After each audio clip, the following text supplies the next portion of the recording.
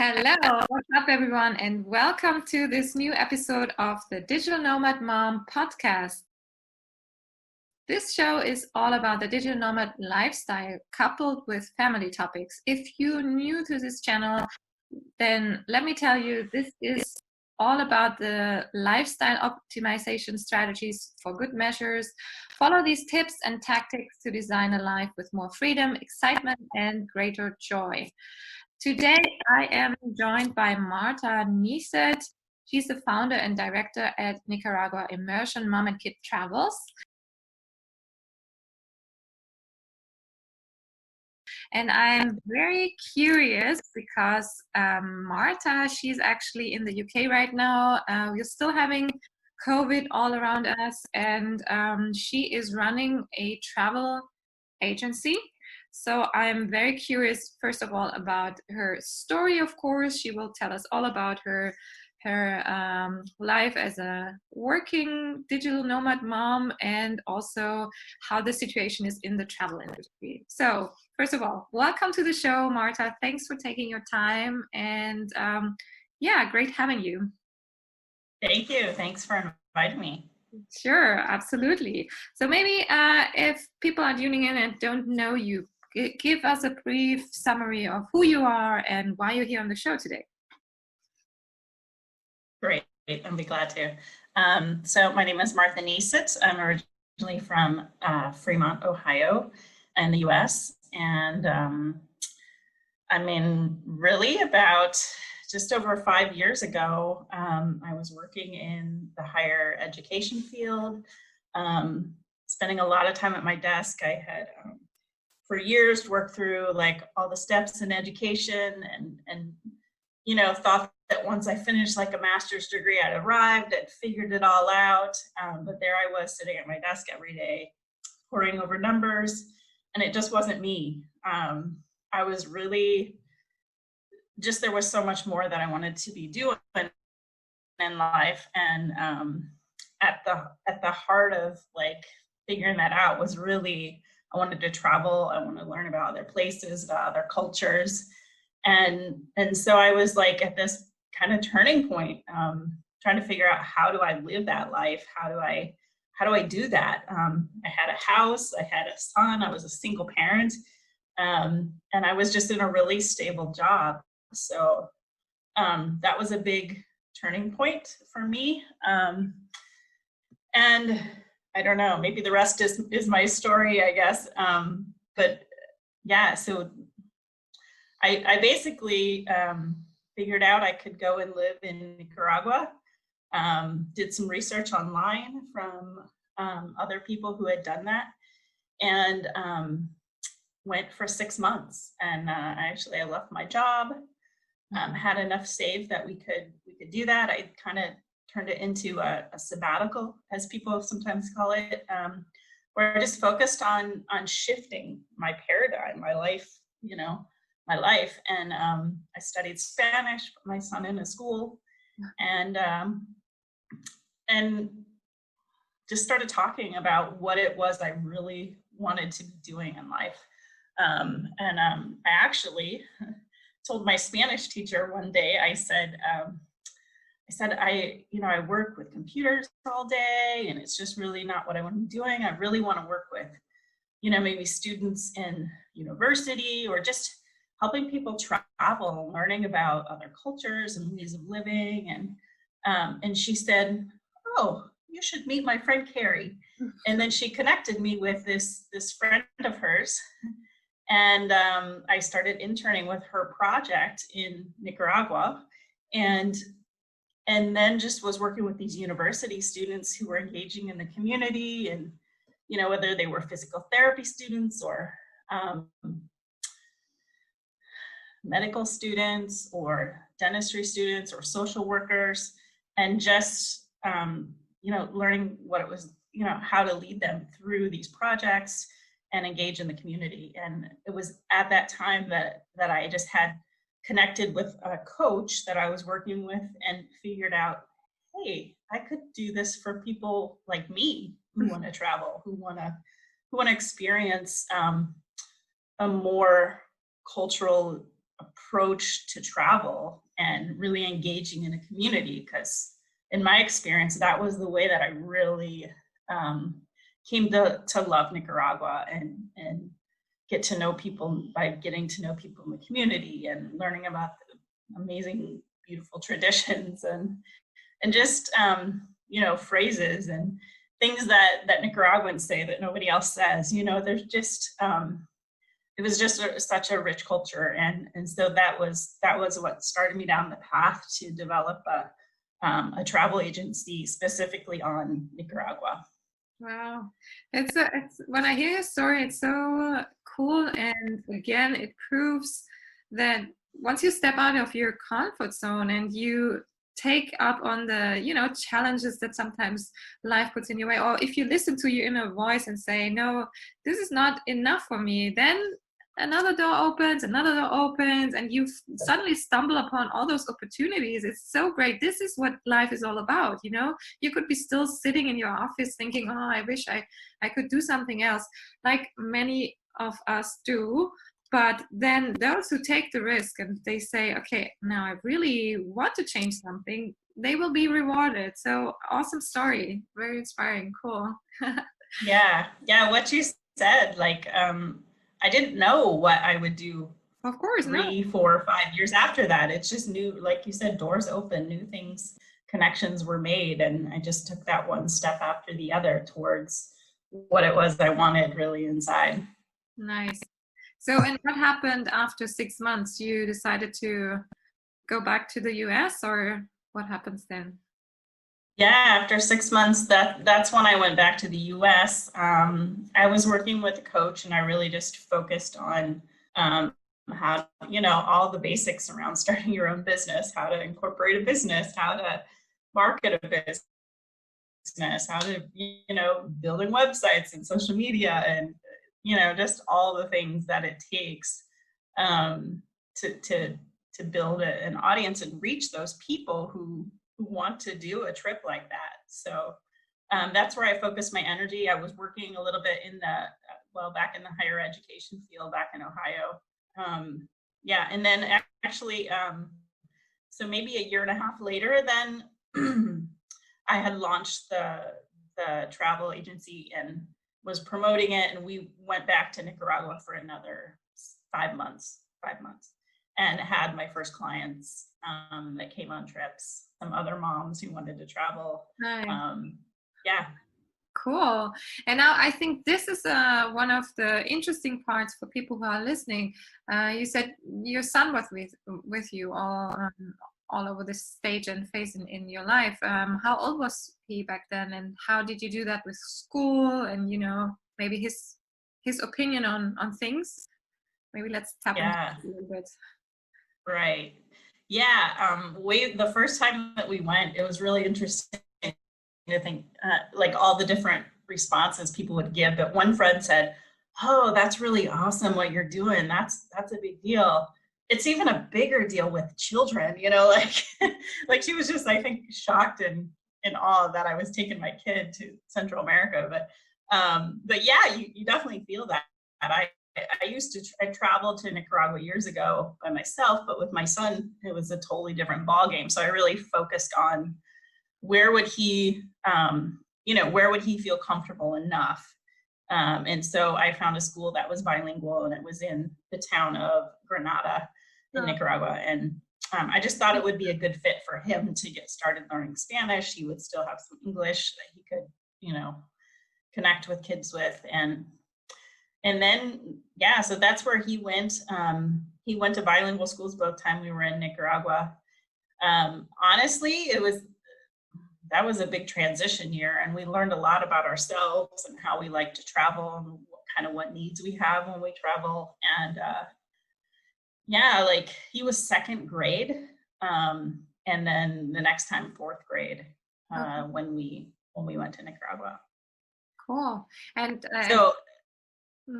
And school back home, they just gave you a letter of, you were able to take him out of school for that amount of time, or how did you do that? So how it works in the States is, or at least in Ohio, I should say, because it's state-based. If that you can homeschool your child. You basically submit a letter to the local school district, letting them know that you are homeschooling, what your plan is with the child. And then each year they can either do state testing or meet with the teacher to kind of confirm that they're ready to move to the next level. So that's how it works for Ohio. So really that's what I did. I homeschooled him, and then we just went to Nicaragua so that I had some freedom about when he was in school and started and all of that stuff. Okay, cool. And so then the stage of launching your business and really being, well, first of all, you moved to a different country, you launched your new online business, you as a single mom and taking your kid along, so you had many balls in the air, and probably, I mean, your Spanish was okay. I'm sure it wasn't the best, but you had probably a lot of challenges during those first initial stages, or no? Mm-hmm. I imagine. Yeah.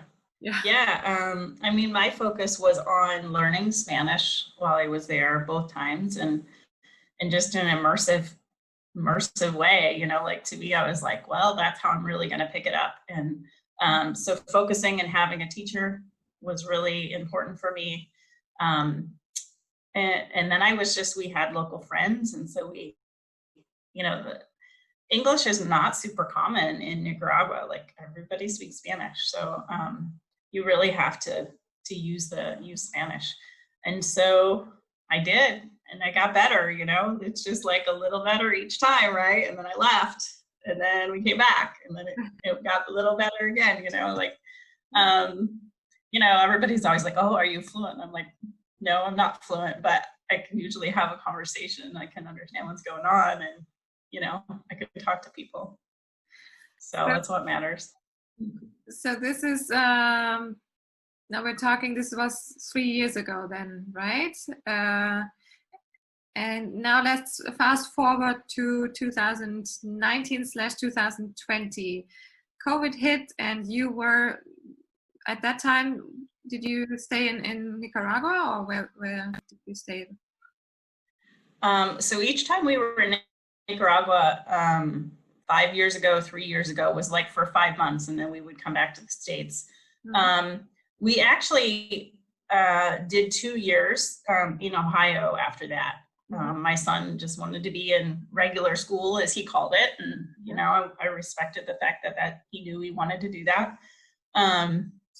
We shared a house in Ohio with another single mom, and just had a great experience. He got to be in school, and it was really the second year there that I started to branch out again and do some shorter trips where I would just take him out of school for 2 weeks, or unenroll him from school for a month. And we started going to Mexico. So we spent time in San Miguel de Allende. Later we went to the Yucatan and spent a month.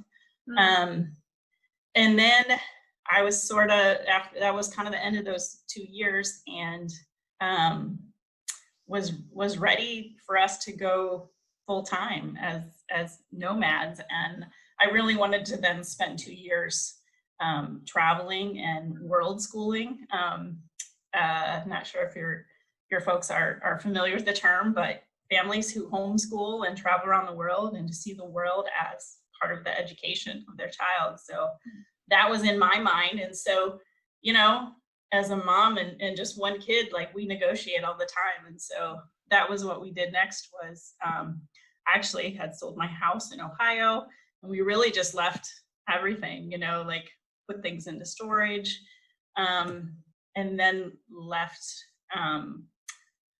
July, I think 2019, to go to Asia for about 4 months. Okay. And that was another completely new experience. We really had shifted our travel style to and had met enough other families who were doing what we did. So there were kids that my son could connect with, and friends that I had who also were nomads. world schooling families. And so we met up with a lot of them in Asia and various places, as well as traveled on our own.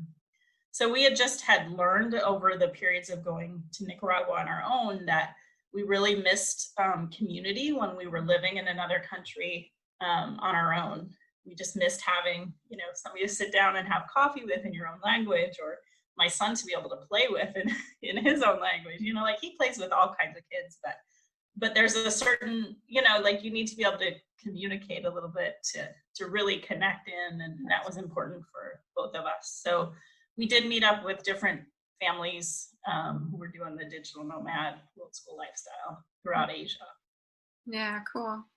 Yeah, that's interesting that you say that because it's actually not the first time that I get that feedback when I talk to people that community is such an important, or it's actually priority for parents who go around places with their children, because of course you can enjoy traveling for a while, but then we are social creatures, so feeling connected with other like-minded human beings is such an important factor, and makes this lifestyle enjoyable or not, because some people say, oh, it's not for me, and I go back to normal because I have my friends and family around. And some people, they get it, and they simply find other peoples out there who do the same thing, and then become friends and can enjoy the fact that they are outside of their country and still feel at home, So very interesting. And maybe for someone who doesn't know, how do you find your communities when you go to a new place? Do you mainly use Facebook groups, or what's your go-to page? Yeah, for the last probably 4 or 5 years, we've been part of several world schooling family Facebook pages and groups. There's a lot out there. Family Adventure Summit. So there's been in the past some different sort of summits or retreats or gatherings of families who do this kind of stuff to kind of either help families who are new to it to kind of figure out their steps and to learn from each other. And so we went to a few of those, one of those in Mexico, a couple of those in different places in Mexico, one in Bali in Indonesia. That was just like a wonderful place to build friendships and relationships with other families. And it's kind of really great through the Facebook group. You can kind of stay in touch with people and meet up with them in different locations. And, the families who your kid really clicks with, like, becomes, just become your good friends. And so we met friends in Mexico that we met up with in Asia and went to Thailand with, and now we've seen them again this year in Mexico. So these just like connections that happen all over. It's really great. Yeah, and the world suddenly becomes a lot smaller than you thought before, right? Exactly. Maybe one last question before we wrap up. If you had 1 or 2 tips for someone or a family who wanted to start out with the digital nomad lifestyle, especially with kids, maybe from your son's age back then, what would be your best advice to them? I would say go while they're young, because the older they get, the more connected I think they are in their home community. And then I would say, I probably wish that we connected into other traveling families earlier, because that kind of just really built my son's love for travel and his friendships, that he could still have those when we went traveling. Because for some kids it gets lonely, especially if you're an only child, or like if you're going for a month or 2 months somewhere, that's a long time for a kid. So maybe just start early, and then I think the thing I always say is just take a step forward towards what you want to do. It doesn't have to be we're selling everything, and moving to Asia. It doesn't have to be where, it can be, I'm going to go to this place for a month and, figure out how you could do it with what your life is like now, right now. Like a lot of people are already working online. What if you rented your house out on Airbnb for a month and you went to Thailand or you went to Mexico? You can do it incrementally and get your feet wet. And I mean, that's what I did. I mean, it was a big jump to go somewhere for 5 months, and I quit my job, and just trusted that the next thing was going to come up for me. But you don't have to go that route. There are a lot of different routes. You could, if you're a teacher, go somewhere for a month or two in the summer, I know moms who travel while dad stays back and works, and they might do a couple weeks or a month and then they come back. I just know so many people who are doing it in different ways, and they're all part of this community. And so, even I know families who do it staying at home, and they might take trips once in a while, but they really use the world as part of their education, and they might invite other families who are travelers to come stay with them, and their kids learn from each other that way. So there's as many different ways to do this as there are families doing it. And so I just say, figure out what would work for you and give it a shot. Give it a shot. Absolutely. Yeah, that's cool. That's also one of my focus, and I'm currently developing an online course for aspiring digital nomad families. And one big part is this, first of all, the mindset part, that you shouldn't be afraid of all the upcoming challenges and the changes that you're facing. And also then a big question is always that I hear and get from people, especially from those who come to me and seek coaching advice. They always say, what about education? How do I do that? And there are so many solutions out there, and so many people are already living it, and it's not theory anymore or future projections. So once you, like you said, once you get your feet wet, it's hard to dry them off again. I mean, it's really something you have to be aware of. Be careful. You might not want to go back to your old life. I've been doing it for now. But you can. It's always waiting for you. I've also heard too. It's always waiting for if you do want to go back. That's very true. You could leave again. Yeah, also true. I mean, you are the author of your book, so who cares how you do your story? I mean, it's all up to you.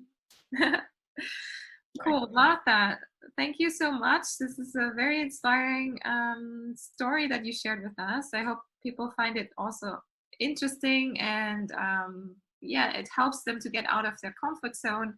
And if they want to get in touch with you, where can they reach you best? Where should they reach? You can find me, Martha Nieset, on Facebook. Happy to connect with people. But also momandkidtravels.com is our travel website. And you can reach me through the site as well and learn about upcoming trips that we have. Wish everybody well. And thank you for having me to share my story. No, absolutely. It was great fun, and I make sure to link to all the sites that you just mentioned so that you can reach out to Martha. And I hope you guys enjoyed it, and we will be up soon with the next episode. So stay tuned, subscribe to the channel if you haven't done so.